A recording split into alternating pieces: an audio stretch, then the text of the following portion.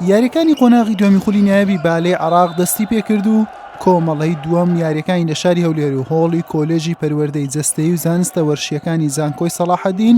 بۆ ماوەی یەک هەفتە بەردەوامی دەبێت. لە یاریەکانی گەڕی یەکەم و یاریکردنەوە هەولێر میوانداری جێیشی کرد، لە گێمی یەکەم جێیش باشتر دەرکەوت و بە ئەنجامی 25 خاڵ بەرامبەر 16 خاڵ سەرکەوتنی تۆمار کرد. لا گێمی دۆم یارزانانی هەولێر باشتر لە گێمی دەستپێک دەرکەوتن و تا خاڵەکانی کۆتایی ئەم گێمە لە هەوڵی یەکسانکردنەوەی ئەنجامی گێمەکان بوون،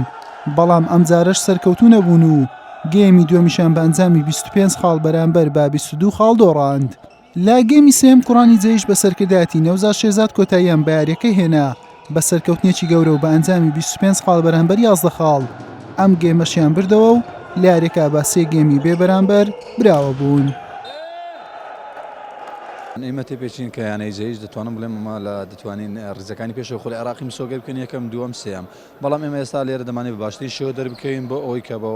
هاندەران و خۆشەویستانی تۆی بالێ عێراق بسەلمێن کە یانەی جەیش تیپێکە دەتوانین ڕکابەری لەسەر خولەکە بکە، نامانێت بە شێوەیەکی لاواز دەربکەین لەو تەسفیاتە هەموو هەوڵی خۆمان دەگەین ئەگەر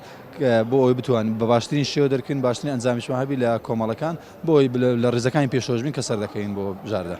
ئەمڕۆ یەکەم یاریمان بوو لە بەرامبەر یانە جەیشکەوە یانەیەکی بەهێزە زۆربەی یارزانەکانی یارزانی هەڵبژاردی عێراقین و ئەزمونێکی زیاتریان هەبوو لە یارزانەکانی ئێمە، بەڵام ئێمە ئەمڕۆ بتوانم بڵێم ئێمە ئەگەری سەرکەوتنمان بەسەریان زیاتر بوو، بەڵام بەداخەوە نەمانتوانی ئەو خاڵانەیە کۆتایی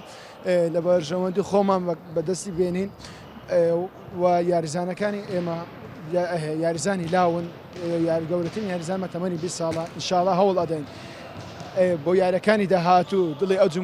جمهورە ئازیزی خۆمان خۆش بکەین و بەڵێن بەیانەکەمان دەین کەەوە یارەکانی داهاتوو زۆر بە ئاسانی بتوانین بەرامبەر تیپەکانی تر بردنەوە بەدەست بێنین.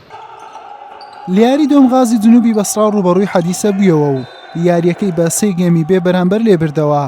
بەحری هەمان شار بە هەمان ئەنجام لە بەلەدی بردەوە.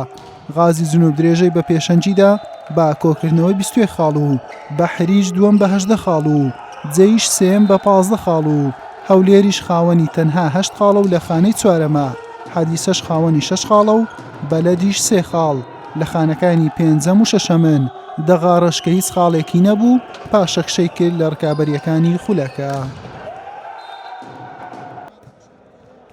حوسێن محەممەد کەناڵی ئاسمانی پێام هەولێر.